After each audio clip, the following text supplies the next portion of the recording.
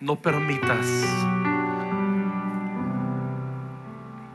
que Tobías se instale en tu corazón, en tu casa, con tus hijos, en tu cuarto. No beses a Tobías ni al enemigo. No. Vamos a hacer Nehemías. Vamos a venir y decir: no, esto no, aquí no, esto no entra, esto no es así. Explica por qué a tus hijos. Hablen entre ustedes como matrimonio. ¿Por qué? Porque a veces de repente en el matrimonio nos hacemos Ananías y Zafira y hacemos alianzas permitiéndonos cosas que no honran a Dios y se acabó. Besando la luz o las tinieblas. Besamos a quienes amamos. Besamos a quienes significan mucho en nuestras vidas. A mí me encanta besar a mi hija, me encanta darle besos a mis hijos. Me gusta que ellos me dan besos ya de viejo en la cabeza y así, ¿no? Pero me encanta que me den un beso porque están manifestando su afecto y su amor para mí y su respeto. A Norma me encanta meterle unas besoqueadas en el nombre de Cristo, aleluya, porque la amo, ¿sí? Porque quiero que ella sepa que es una expresión de mi aceptación, de mi amor y mi deseo por ella. Cuando besamos nosotros la luz, el reino de la luz, es porque amamos a Jesús. Pero también podemos en lo oculto estar besando las tinieblas.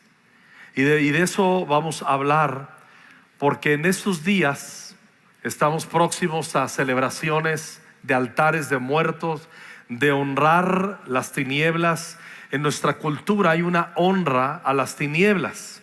Obviamente no es bíblica, obviamente no honra a Dios, de la cual nosotros tenemos que no ser jamás partícipes de ello. Sin embargo, tenemos que ayudar a nuestros hijos e instruirles. En estos días nuestros niños tienen la sensación de participar por la influencia que hay en la escuela, que las fiestas de los altares de la muerte, que Halloween y todo esto. Y a veces nada más lo único que decimos: no, chamaco, no, chamaca, eso no se hace, eso no es de Cristo, es del diablo, y usted no lo hace, y los pobres niños no saben qué hacer. Eso no es un buen adoctrinamiento, no es una buena respuesta. Ese es un mal regaño. Hay buenos regaños y malos regaños. Ese es un mal regaño. Hay que instruirles a los hijos por qué. Y nosotros mismos tenemos que entender conforme a la Escritura por qué no tenemos que participar de las obras infructuosas de las tinieblas, como dice el apóstol Pablo. Antes bien tenemos que reprenderlas. Ahora, tenemos que recordar que Satanás es el adversario de Dios y del pueblo de Dios que somos tú y yo. Tenemos también que entender esto, que nuestro Señor Jesús, al enseñarnos a orar, nos instruyó a no ignorar el mal y al tentador, pero nunca nos instó a temer las tinieblas. A asumir responsabilidad sobre ellas, sí, a no ignorarlas, pero nunca a temerlas. Usted no tiene que tener miedo al diablo. La Biblia dice que al quien le tenemos que tener miedo es a Dios, que tiene el poder de tomar nuestra alma, y Él sí tiene autoridad de meterlo en el infierno. Pero el diablo no tiene esa autoridad ni ese poder. El diablo puede destruir nuestro día a día, el proyecto de Dios, la bendición de Dios, la puede diluir, la puede destruir nuestras vidas y corazones. Pero para eso apareció el Hijo de Dios, para deshacer las obras del diablo, dice la Escritura.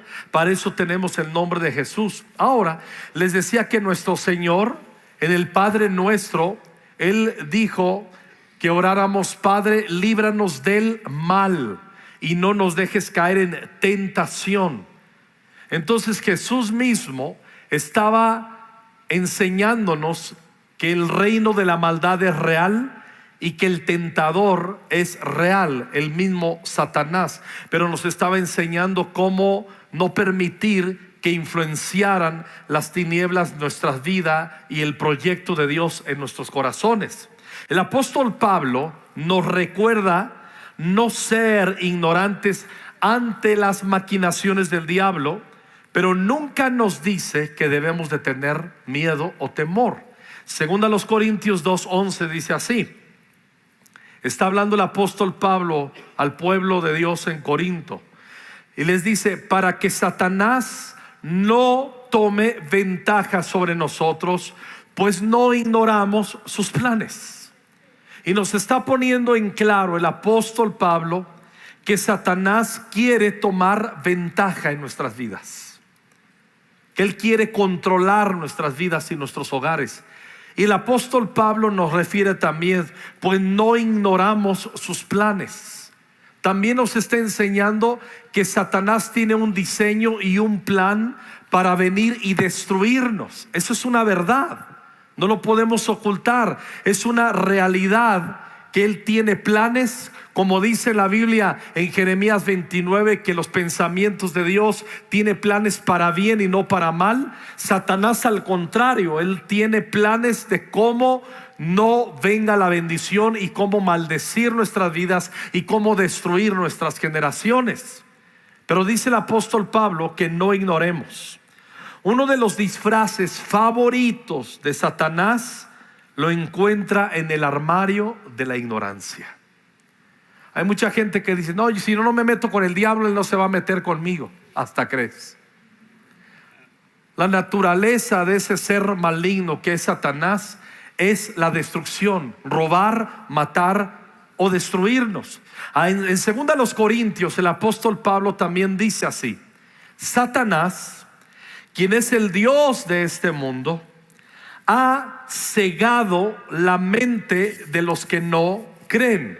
Noten bien, otra tarea de Satanás al descubierto por la Escritura: ha cegado la mente de los que no creen.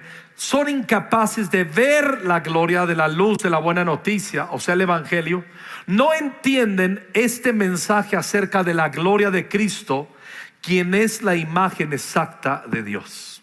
La tarea de Satanás es que nosotros no veamos a Cristo, y los que no conocen a Cristo, que no entiendan el Evangelio que es para salvación. Y dice aquí que Satanás ha cegado la mente de los incrédulos. Hechos capítulo 13. Lo voy a leer en la versión El Mensaje. Dice así: recorrieron toda la isla y en Pafos se encontraron con un mago judío que disfrutaba de la confianza del gobernador Sergio Paulo, que era muy inteligente y no se dejaba engañar por charlatanes. El encantador se llamaba Barjesús. Tenía una mente retorcida. Noten muy bien. Era un encantador, era un brujo, y dice que tenía una mente retorcida. Luego, los versículos que vamos a leer nos dan luz de dónde viene esa mente retorcida. Dice: el gobernador invitó a entrar a Bernabé y a Saulo. Deseaba oír directamente la palabra de Dios. Y aquí hago un paréntesis. Este hombre importante, este político importante, deseaba oír la palabra de Dios. Tenemos que dejar de andar diciendo los cristianos: es que no quieren oír. Algunos no, pero muchos sí quieren oír. Algunos quieren oír la palabra de Dios, pero ¿cómo van a oír si no hay quien les predique? Por eso hemos entendido en Conquistando Fronteras, y quiero que lo entendamos permanentemente, que la iglesia Conquistando Fronteras y todas las iglesias en el mundo somos un medio de gracia para que aquellos que no conocen a Jesús vengan a salvación. Sigue predicando el Evangelio, porque la iglesia que no predica el Evangelio, así es. Dice más aquí: sin embargo, aunque deseaba oír la palabra de Dios, sin embargo, Elimas el hechicero, así se llama el adivino en castellano, armó un alboroto para desviarle la atención y que no se hiciera creyente. ¿Quiénes son quiénes detrás de todo alboroto que interrumpe, que distrae y que no permite o no quiere que se haga la gente cristiana? Detrás de esto hay espíritus de hechicería y de brujería. Cuando evangelizamos, previamente tenemos que estar permanentemente reprendiendo las obras de tinieblas en el nombre de Jesús. Entonces Saulo o Pablo, lleno del Espíritu Santo, lo miró fijo a los ojos y le dijo al brujo: hombre vacío, caricatura del diablo, te pasas las noches inventando planes para engañar a la gente y alejarla de Dios. ¿Sabes qué? Te metiste con él y se acabó tu juego. Por tu insolencia te vas a quedar ciego por un buen tiempo. De inmediato se vio sumido en una neblina tenebrosa. Por eso daba tumbos y suplicaba a la gente que lo llevaran de la mano y le mostraran el camino. Cuando el gobernador vio eso, creyó, lleno de entusiasmo por lo que decían del maestro de Jesús. ¿Cuántos dan gloria a Dios? Entonces vamos viendo estos versículos que hemos leído, nos recuerdan que no debemos de ignorar que Satanás traza planes en tu contra y en el mío, en nuestra contra. Que Satanás tiene la capacidad de cegar el entendimiento espiritual. Por eso el apóstol Pablo en Efesios dice: estoy orando para que tengan un espíritu de entendimiento en la verdad de Dios, en el amor de Dios y en las profundidades de Dios. Por eso es importante orar que nuestros hijos tengan entendimiento y se les revele el evangelio, que crezcan en el entendimiento de Cristo y obviamente nosotros.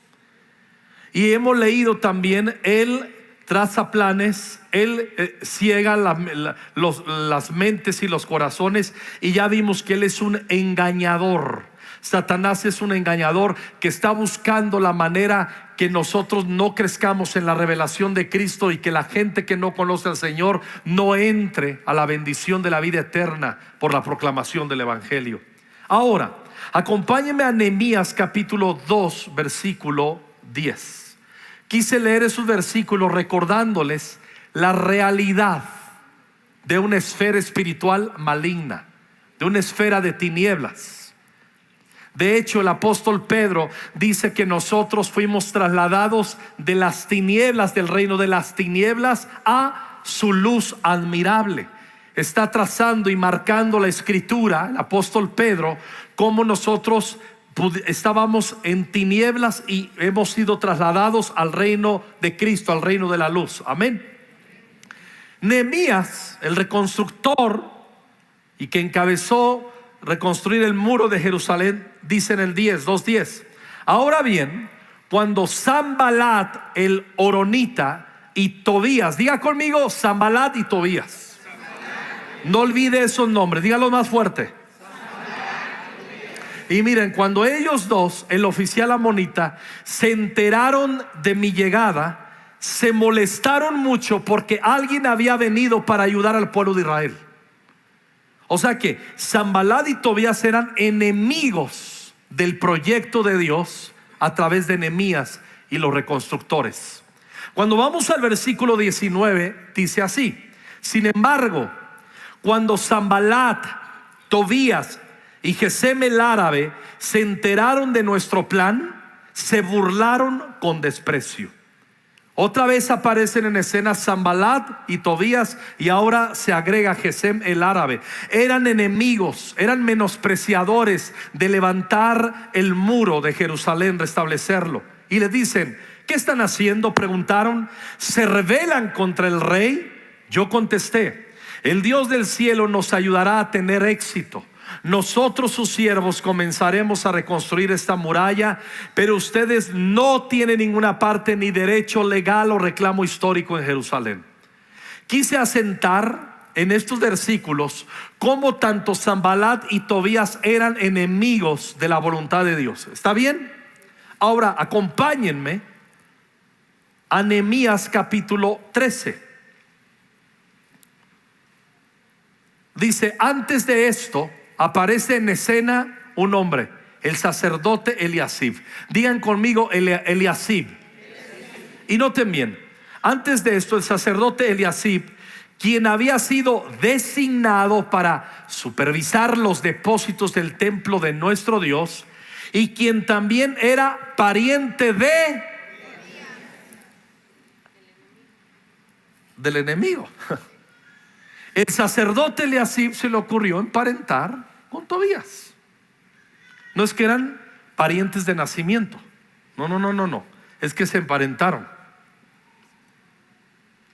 Había rediseñado, el sacerdote Eliasib había rediseñado un gran depósito y lo había puesto a disposición de Tobías. Hágame el favor. Como que comienzo yo a notar aquí, seguramente tú también, que el sacerdote Eliasib no estaba fino, no estaba entendido, no estaba haciendo la labor que le correspondía como un levita y como un sacerdote del Señor. Era un hombre distraído, era un hombre que comenzó a dar concesiones en su vida y esa concesión personal la trasladó a su tarea del reino de Dios. Cuidado. Anteriormente usaban el cuarto para almacenar ofrendas de grano, incienso, diversos utensilios para el templo, diezmos de granos, de vino, de aceite de oliva, destinados a los levitas, a los cantores y a los porteros, y también las ofrendas para los sacerdotes.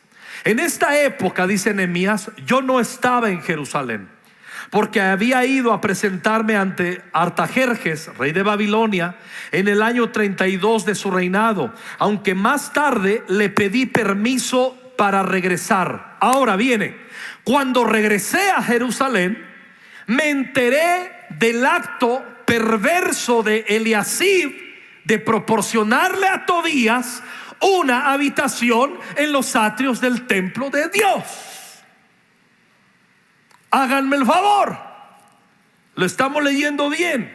Eliasib, sí, el sacerdote, el encargado que todo el pueblo tuviera devoción por la palabra de Dios, que amaran a Dios, el encargado de ser el regulador de la vida santa del pueblo respecto a la voluntad de Dios. Resulta que ese hombre escogido por Dios ahora le había concedido, le hizo una reforma al lugar en una de las partes del templo de Dios donde se almacenaban los diezmos para los cantores, etcétera, que ya leímos. Le hizo en ese depósito, lo puso a disposición y le construyó una habitación en los atrios del templo de Dios. Nehemías llama y narra aquí la escritura: me enteré del acto perverso de Eliasib. ¿De cuándo acá un sacerdote debe hacer actos perversos en la casa de Dios? Nunca. Ahora escuchen bien, era su trabajo. También la escritura dice: tal cual es el sacerdote, así es la gente, así es el pueblo. Hijo de tigre, pintito. Como tú llevas tu sacerdocio en tu hogar, en tu casa, hombre, mujer, así serán tus hijos. Como tú les culturices, así van a ser tus hijos. Lo aprenden. Y vamos viendo aquí que Eliasib se había equivocado de una manera terrible. Cuando Nehemías vio esto, dice en el 8: me disgusté mucho y saqué del cuarto todas las pertenencias de Tobías. A volar. No. Escuchen bien, nada más se fue el pastor y el Eliasib hizo lo que se le pegó la gana. La gente inmadura necesita ser siempre vigilada para hacer lo correcto. La gente madura tiene una convicción de amar, servir y una vida santa, sabiendo que el Señor lo contempla y sabiendo que damos honra a Dios guardando sus preceptos. Pero tú vas a ver, nosotros estamos acostumbrados como pastores a eso. Nomás un descuidito y hacen un montón de gente. Nomás nos descuidamos en los grupos conexión y de repente 1 o 2 grupos conexión de las decenas que hay o cientos que hay aquí, ya de repente empiezan a meterse. Es que vi en YouTube un predicador que... Y ya cuando menos te das cuenta, ya andan chupando, ya andan cheleando. Eso pasa en Conquistando Fronteras. Pero nomás nos enteramos.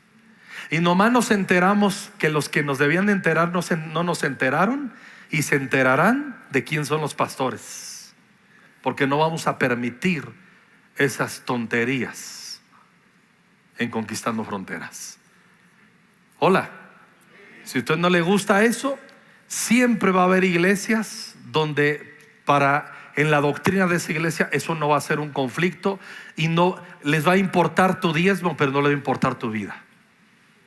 Le va a importar tu presencia para números, pero no le va a importar tus generaciones para un legado. Y eso no lo comprometemos en esta casa, en el nombre de Jesús. Amén.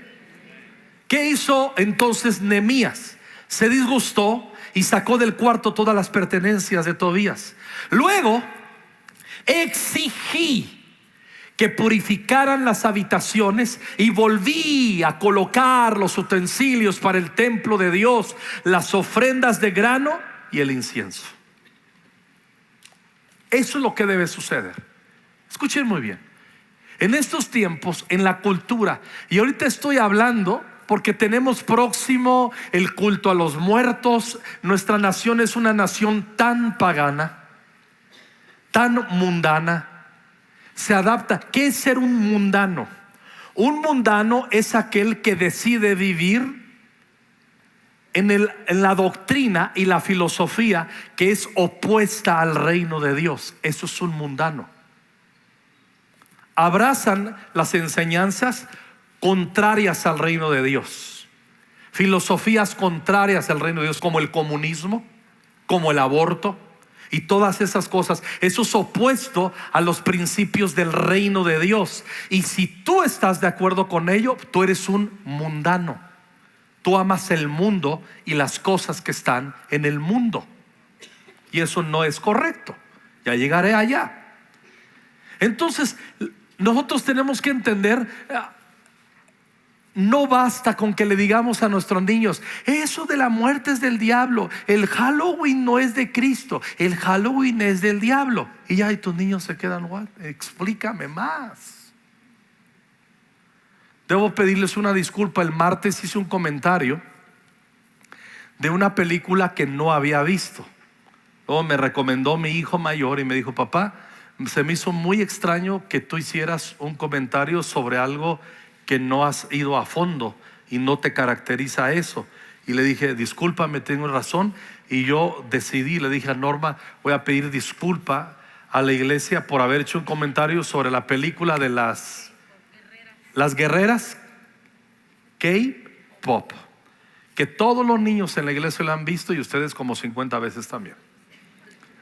Ahora, si tú no lo has visto como padre, te aseguro que tus hijos ya lo vieron con sus primos o con sus amigos. Ahora, tiene una carga de ocultismo ciertamente esta película, pero yo me doy cuenta que algunos dicen: "Ay, qué exagerado, pastor". Claro que tiene, escuchen muy bien, siempre va a haber semillas de enseñanzas que coinciden con principios del reino de Dios. Pero eso no significa que ese es nuestro método para enseñarles las virtudes del reino de Dios. No te confundas. Entonces no leemos la Biblia y buscamos un menú de películas. Yo tengo un hijo que es cineasta, es un profesional en la cinematografía, y le digo: "Hijo, el domingo no voy a predicar la palabra, voy a poner una película". Y al último, con la película, les digo: "Esta es la enseñanza", y no leo ningún versículo, y ya, nos vamos contentos. Suena bien. Tiene su reputación rescatar cosas de esa película, de las niñas. Por ejemplo, que el canto tiene poder para ahuyentar las tinieblas y sucumbir y pisotear las tinieblas. Agarra esa semilla que está ahí de ese valor bíblico, enséñales el pasaje de Josafat en la Biblia, donde con el canto confundieron a los enemigos. Pero como no lee la Biblia y no sabes quién es el rey Josafat, mejor pues busca la concordancia, googlea, por amor de Dios. Pero eso no quiere decir que para enseñarles el poder de la alabanza nos tenemos que entregar a películas que tienen ciertamente una semilla y un destello de verdades, de principios bíblicos, y todo lo demás que están recibiendo un bombardeo terrible, y tus hijos se van a confundir. Se van a confundir, como que muchos de ustedes ya lo están. El mundo entero está bajo el maligno, y eso es lo que le pasó en su corazón al sacerdote Eliasib. Si seguimos leyendo en Nehemías 13:27, un enemigo se llamaba Sanbalat y otro se llamaba Tobías, ¿se acuerdan? Y dice el 27: 13:27. ¿Cómo pudieron siquiera pensar en cometer esta acción pecaminosa y ser infieles a Dios al casarse con mujeres extranjeras? Uno de los hijos de Joiada, hijo de Eliasib. Entonces estamos hablando del nieto de Eliasib. El sumo sacerdote se había casado con la hija de Sanballat. O sea, el abuelo metiendo al suegro y haciéndole una habitación en la casa de Dios. Y el enemigo. ¿Y el nieto de quién aprendió a hacerse esas concesiones? ¿Con quién se casaba? Del abuelo. Y se casa con la hija de Sanballat.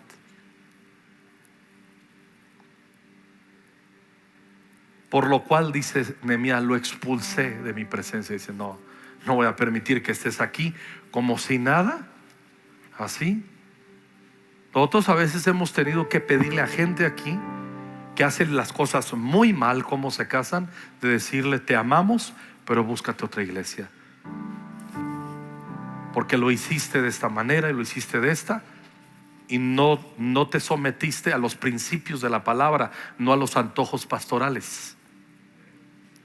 Ministramos no bajo antojos pastorales, sino principios de la palabra.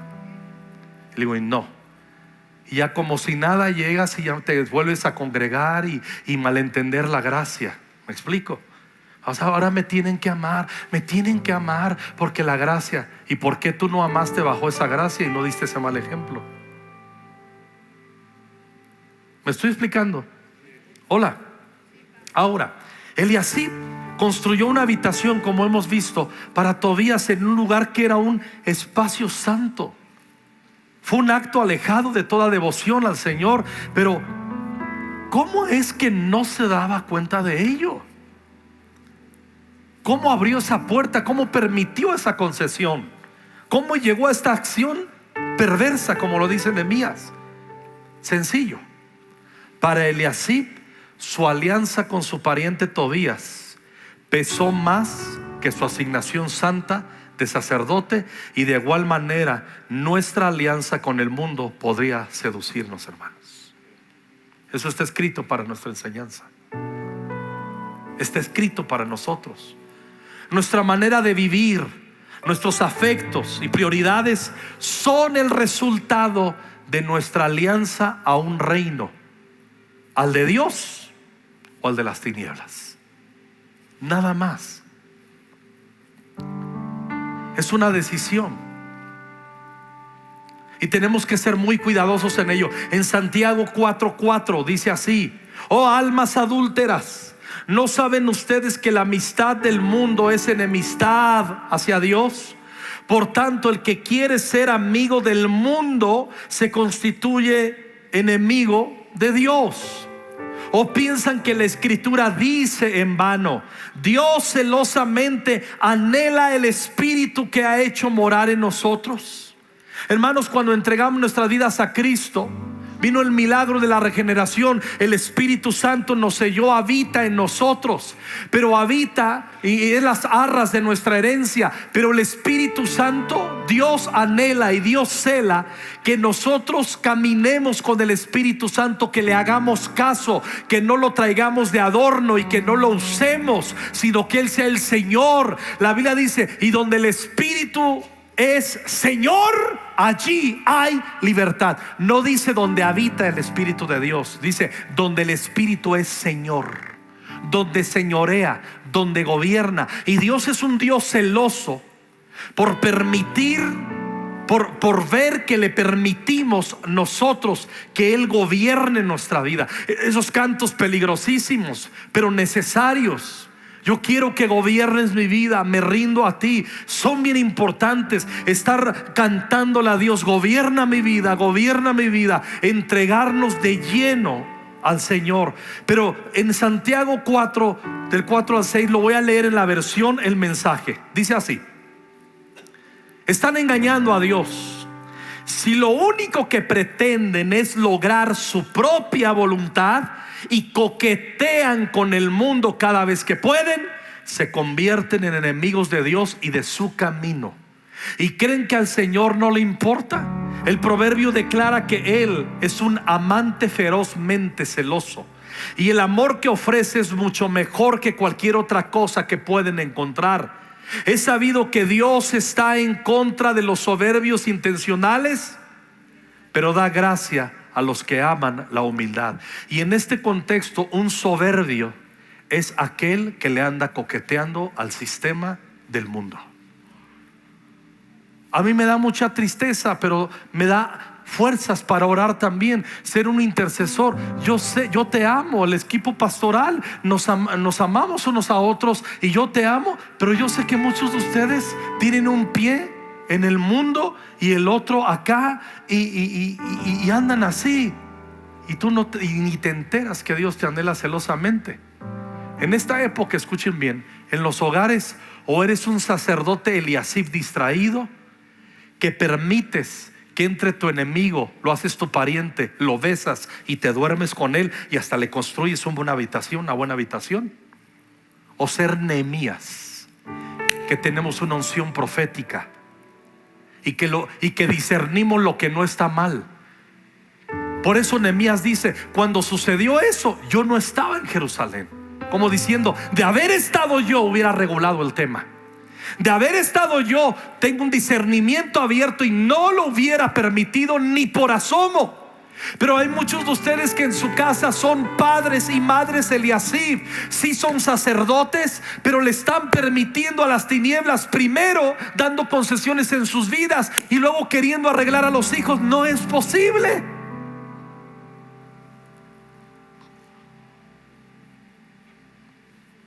No veas eso, está muy feo, eso no está bien, eso no es de Cristo. Y todas las dosis de sensualidad en las series que ves cuando no están tus hijos.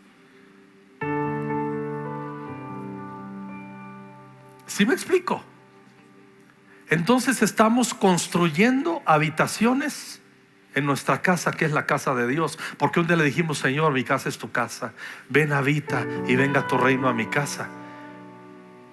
Pero el Señor, cuando se asoma a la casa y le decimos: habita en mi casa, y se asoma como que dice: gracias por la invitación, pero no puedo entrar aquí porque yo soy santo. Quiero entrar. ¿Y sabes qué hace? Lo que Nehemías se indignó y dijo: vamos a limpiar este lugar, vamos a limpiar el ambiente. En la semana que yo estaba meditando esto, me dio vergüenza de algo. Ay, voy a confesar mi pecado. Me di cuenta, he aplazado, he postergado. Tengo unos versículos que sé que tengo que colgar en las paredes de mi casa, y unos pensamientos, y no lo he hecho. En parte, pues me gusta, si voy a poner un cuadro, voy a poner algo bonito, y me gusta lo artístico, que haya belleza en lo que pongo, no algo que esté medio feyón y chacas ahí, ¿verdad? Pero en pro de perseguir esto, me he alejado. Ahora, yo proclamo la palabra y todo eso, pero yo tengo que poner esos pensamientos y esos versículos. Que la gente que venga, que los que entren a casa, que entran muchos, puedan ver: wow, esa es la filosofía pastoral y ese es el anhelo de este hogar. Que tus hijos lo sepan. Cuando yo era niño, me sentaba en la iglesia bautista y estaban dibujadas 2 Biblias abiertas, y en cada Biblia abierta un versículo: la santidad conviene a tu casa, oh Dios, por los siglos de los siglos y para siempre. Me lo aprendí de niño. Cada 8 días, la santidad conviene a tu casa. En esa versión no entendía, pero luego crecí y entendí. Y luego en el otro, Habacuc 2:20, me lo aprendí. ¿Te acuerdas? Aquí está mi hermano Arturo. ¿Te acuerdas? Lo leímos ahí. Mas Jehová está en su santo templo, calle delante de él toda la tierra. Habacuc 2:20. Nadie nos lo enseñó, lo aprendimos leyéndolo domingo a domingo de nuestra niñez. Lo repita. Gracias por ayudarme, hermano. ¿Qué hemos permitido que entre a nuestra casa? ¿O somos Eliasib distraídos? ¿O somos profetas como Nehemías? Pero no quieras limpiar la vida y el cuarto de tu hijo si paralelamente no sabes que estás tomando atención en lo tuyo? Porque es muy fácil llegar y porque soy tu padre. ¿Sí me explico? En estos días nosotros volvimos a tener una plática, lo hacemos continuamente. Y nosotros tenemos hijos adultos, y nuestra exhortación y nuestra plática y nuestro diálogo va en otro matiz. ¿Me explico? Podemos hablar, ellos aman al Señor, pero les hicimos observaciones de cómo ellos han permitido y han cruzado la raya en cuanto a la música que escuchan y que consumen. Cuidado, les dije, le están poniendo un cuarto adentro del templo, que tu vida es templo, tus pensamientos, mis pensamientos son el templo de Dios, y muchos de ustedes hacen lo mismo. Cuidado. Yo me perdí durante 20 años, Norma y yo. Ni nos enteramos que sonaba en la radio, ni nos enteramos que había nada, cero. Nuestra pasión expresa era la alabanza, la adoración, descubrir. Comprábamos cassettes, luego vinieron los CDs y ya luego entraron todas las plataformas. Crecieron nuestros hijos y nos comenzamos a enterar de la música por ahí que escuchaban, porque es parte. A ver, ¿qué estás escuchando? Y ahí es donde retomamos un poco escuchar. Valoro que mis hijos aprecian la música artísticamente, pero que no sea el pretexto para que instalen en su templo a un Tobías. No va por ahí. Muchos de ustedes, de sus hijos, no son capaces de dar una ofrenda misionera, pero ya se han ido como a 5 conciertos, al Foro Sol y al Metropolitano y al Lunario y a no sé dónde más, y se han gastado ahí el dinero. Hay un artista que aprecian el arte y todo eso. Yo tengo hijos artistas, lo entiendo. Ok, me dicen, papá, ok, vayan, cuidado. Preguntamos, pero ya cuando ya se comienza a hacer un patrón, no, bajen. Tal cual son los padres, son los hijos. Oh, wow, y apenas voy aquí. Satanás ganará terreno en vidas, familias, ciudades, gobiernos, naciones, cuando abiertamente se le da autorización o cuando se le cede terreno poco a poco, también por rebeldía o ignorancia de practicar los principios de la palabra de Dios. Yo sé que muchos dicen, pastor, yo no soy rebelde a Dios, yo voy a la iglesia. Sí, escucha bien, al diablo le da igual para que le abramos puertas ser rebeldes a Dios o ignorantes de sus principios. Es lo mismo. Muchos de ustedes no se saben Juan 3:16 de memoria, no se saben Romanos 5:8, no podrían evangelizar a nadie porque ni se saben versículos. Están frágiles en su teología para presentar a Cristo. Tú no eres cristiano probablemente. Vienes a conquistando, bienvenido. A ver si aprendes. Muchos de ustedes les vale gorro ir a un grupo conexión, a hacer convivencia y aprender la palabra. Menos van a ir a un encuentro para empezar, expuestos a la cruz, tu vida sistemática de formación discipular. Les vale gorro. Les vale gorro. Si te molesta lo que digo, qué bien, estoy logrando mi objetivo.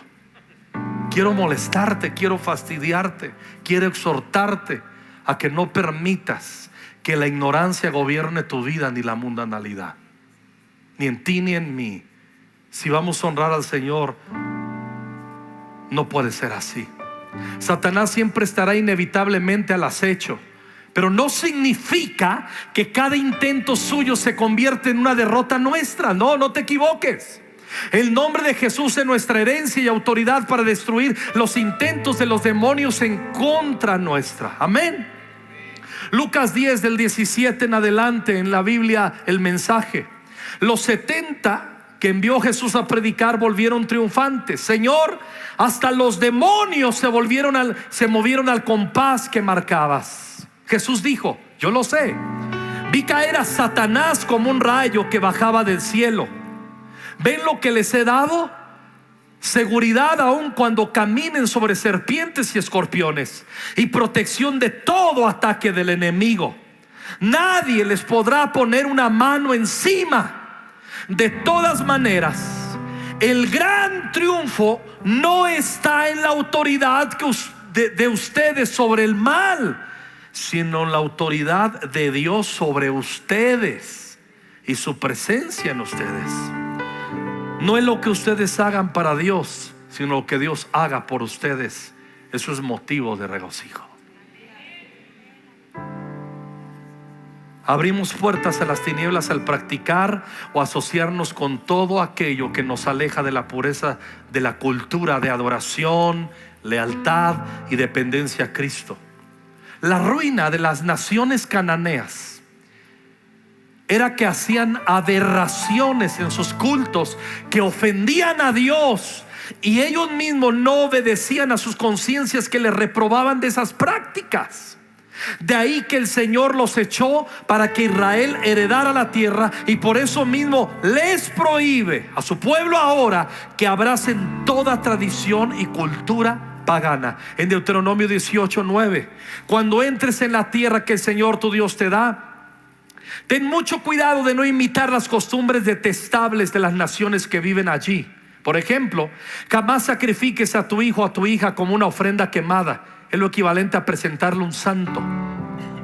Tampoco permitas que el pueblo practique la adivinación, ni la hechicería, ni que haga interpretación de agüeros, ni se mezcle en brujerías, ni haga conjuros. Tampoco permitas que alguien se preste a actuar como medium o vidente, ni que invoque el espíritu de los muertos. Cualquiera que practique esas cosas es detestable a los ojos del Señor. Precisamente porque las otras naciones hicieron estas cosas detestables, el Señor tu Dios los expulsará de tu paso. Sin embargo, escuchen, iglesia, lo que nos dice el Señor: tú debes ser intachable delante del Señor tu Dios. Aleluya. ¿Y qué es ser intachables en este contexto?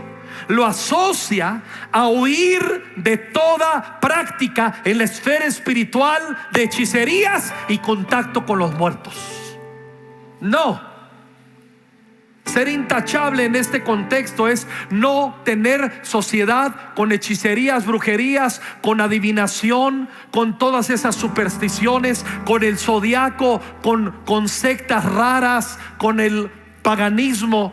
Tener mucho cuidado de estarse metiendo allá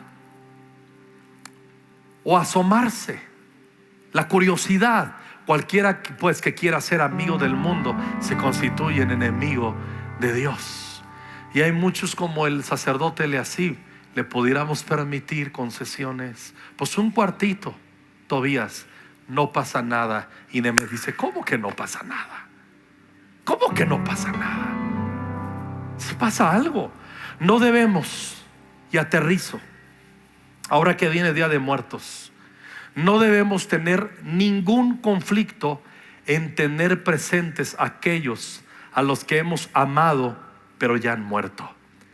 Pero la manera en la que debemos procurar su vigencia en nuestros corazones es a través de honrar su memoria y seguir practicando la virtud que nos enseñaron y el legado que nos heredaron. Esa es la manera. Ahora escuchen bien: no estoy promoviendo el olvido de nuestros muertos, sino la importancia de abordar con la ayuda del Espíritu Santo su ausencia. Y es preciso entender que a pesar del luto y el duelo, debemos evitar construir altares físicos en su memoria o a través del descontrol de nuestros sentimientos que no han sido sanados y fortalecidos. El luto permanente podría llevarnos inconscientemente a levantar un altar a la muerte. Le voy a poner un ejemplo. ¿Alguien ha escuchado la canción que se entona casi en todos? Es la canción más entonada en los días de muertos, la de Amor Eterno. Es una canción bellísima. En composición musical, aquí está Misa, que es un músico profesional. En composición musical, es increíble la música. Como quisiera tararara, que tus ojitos jamás hubieran cerrado nunca. Tararara. Me sé porciones. Amor eterno. Pero escuchen muy bien. Tiene un peso esa canción de meter un espíritu de depresión y de fortalecer un altar nocivo que se convierte discretamente en invocación y relación con muertos. Yo entiendo quienes que hemos perdido familiares que amamos, y lloro porque veo desde acá que hay muchos. De un hermano que recién perdió a su esposa, está aquí con sus hijos. O a la hermana Ana que perdió a su hijo, nuestro querido Aarón. Mi cuñada, su mamá. Yo he llorado recientemente por el hermano Armando, uno de nuestros intercesores principales en la iglesia. Ese hermano nunca se paró en el púlpito, pero nunca dejó de venir un martes prácticamente con su esposa. No he visto a su viuda, no he tenido tiempo de contactarla, pero hace unos 40 días se fue. Un hermano Armando, un hermano discreto, alto, espigado, canoso, siempre duro, orando, y no está entre nosotros. Se nos fue un intercesor, se nos van adoradores, se nos van proclamadores, se nos van discipuladores. Extraño al hermano Chuy Tobar, extraño su voz, extraño al hermano Esteban, extraño a la hermana Oli, extraño a tantos que pudiera mencionar, que los recuerdo y les lloro, pero me alegro que están con el Señor en el cielo. Gracias, hermana. Me alegro que están celebrando la victoria de estar con el Señor eternamente. ¿Les echamos de menos? Claro. ¿Les vamos a poner altares? No. La mejor manera es hacer recuerdos, juntarte con la familia, recordar los momentos virtuosos, decir qué nos dejó, escribir cuál fue su legado, cuál fue su obra entre nosotros, cuál fue el ejemplo que nos dejó, que debemos negarnos a quitarlo de nuestro núcleo familiar y de nuestra filosofía familiar. Recordar cuánto amó a Cristo y plantearnos si estamos amándole igual. Esa debe de ser nuestra postura con aquellos que no están. Claro que hay un luto, pero está escrito: y los días de vuestro luto serán terminados. Ustedes no entienden, uno como pastor, cuánto sufre. Se muere un hermano, se muere otro.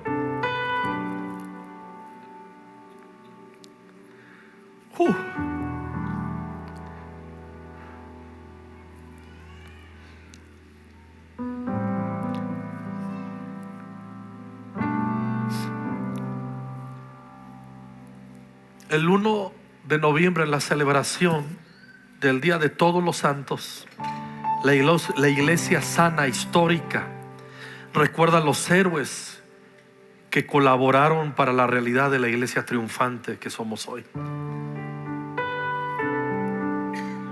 Obviamente se ha tergiversado y desvirtuado ese día.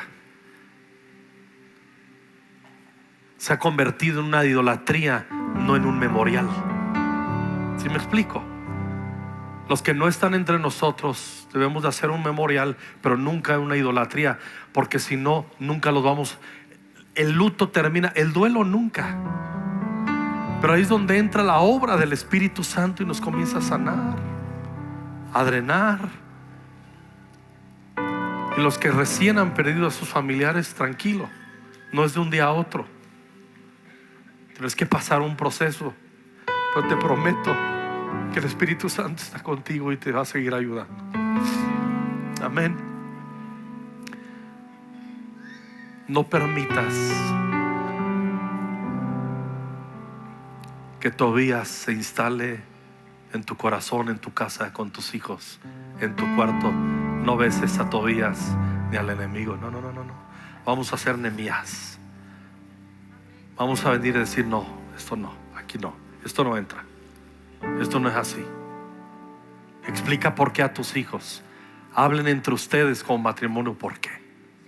Porque a veces de repente en el matrimonio nos hacemos Ananías y Zafira y hacemos alianzas permitiéndonos cosas que no honran a Dios y se acabó. Voy a preparar una predicación que se llame "Nomás se va Nehemías, nomás se sube Moisés al monte y hacen un relajo acá". Ya madura en tu fe. Sé santo sin que nadie te tenga que andar vigilando. Tú en lo privado. Habrá luchas, pero el Espíritu Santo está para ayudarnos. Amén. Quiero orar por aquellos hermanos. ¿Cuántos hermanos están aquí que en los últimos 2 años han perdido familiares? Levanten su mano. Wow. Haz una mano al cielo y pon otra en tu corazón.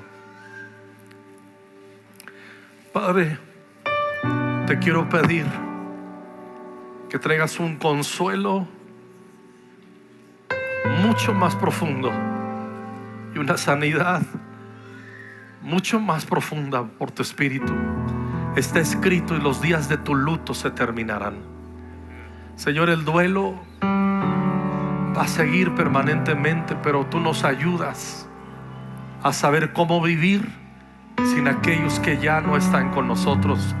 Pero no significa que nuestra próxima etapa de vida es mala ni triste para siempre.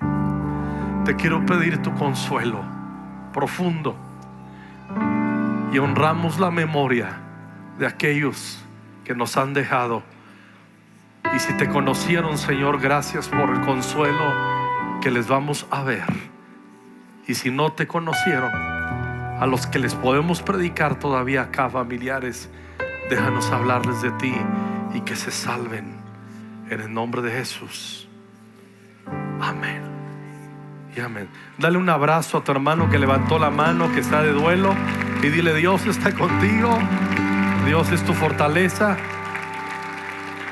Y ayuden a sus hijos en todos estos días diciéndoles: celebramos la vida.